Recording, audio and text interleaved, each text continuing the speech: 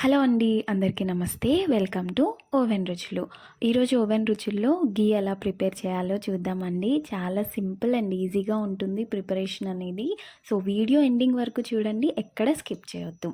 ఇక్కడైతే నేను పాల మీద మీగడ తీసుకుంటున్నానండి. మీరు కావాలంటే పెరుగు మీద మీగడైనా తీసుకోవచ్చు. దాన్ని 15 డేస్ పాటు నేను కలెక్ట్ చేసుకొని ఫ్రీజ్ చేసుకున్నాను. ఇప్పుడు దీన్ని ఒక బౌల్లోకి తీసుకొని వాటర్ యాడ్ చేసుకొని సింగిల్ డైరెక్షన్లో బీట్ చేసుకోవాలండి. బాగా బీట్ చేస్తే మనకి ఇలా వెన్న అనేది వస్తుంది. ఇప్పుడు దీన్ని 2-3 టైమ్స్ వాష్ చేసి ఒక బౌల్లోకి తీసుకోవాలి. ఇక్కడ నేను 500 గ్రామ్స్ బటర్తోనే గీ అనేది ప్రిపేర్ చేస్తున్నానండి. ఓవెన్లో ఏంటంటే మనం 500 గ్రామ్స్ మెజర్మెంట్ వరకే తీసుకోవాలి. నేను డైరెక్ట్గా మైక్రోవేవ్ సేఫ్ బౌల్లోనే మెజర్మెంట్ తీసుకుంటున్నాను. మీరు ఎప్పుడైనా సరే మైక్రోవేవ్ సేఫ్ బౌల్సే యూజ్ చేయండి ఓవెన్లో. సో ఈ బౌల్ని ఓవెన్లో ప్లేస్ చేసుకోవాలి.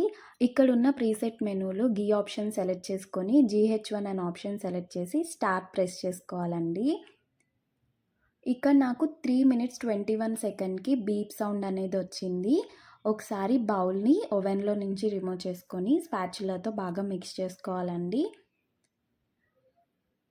నేను ఇక్కడ తమలపాకులు అనేది యాడ్ చేస్తున్నానండి, మంచి టేస్ట్ అండ్ స్మెల్ కోసం.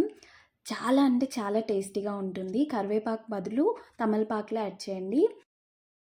బౌల్ని తీసుకెళ్ళి ఓవెన్లో ప్లేస్ చేసుకొని స్టార్ట్ బటన్ ప్రెస్ చేయండి. చూసారు కదా ఎంత మంచిగా బాయిల్ అవుతుందో గీ అనేది.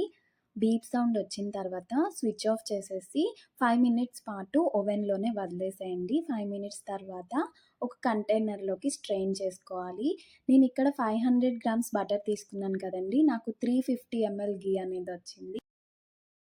దీన్ని ఒక గ్లాస్ కంటైనర్లోకి స్టోర్ చేసుకోవాలండి. చాలా టేస్టీ అండ్ యమ్మీ హోమ్మేడ్ గీ అనేది ఇంట్లోనే ఈజీగా ఓవెన్లో ప్రిపేర్ చేసుకోవచ్చు. మీకు ఈ వీడియో నచ్చిందని అనుకుంటున్నాను. Thank you for watching. Please like, share and subscribe to my channel oven రుచులు. బాయ్.